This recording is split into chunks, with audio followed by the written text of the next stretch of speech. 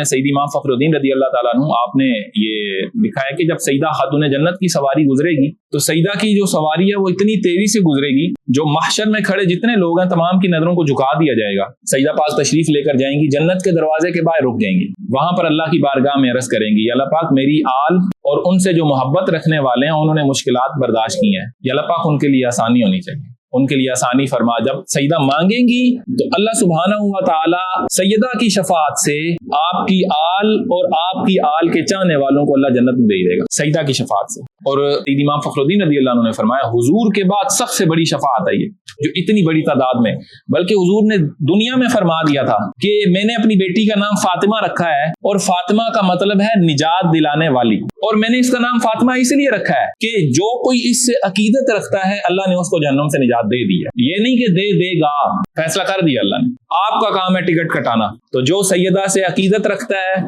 اس کا بیڑا پار ہو جاتا ہے.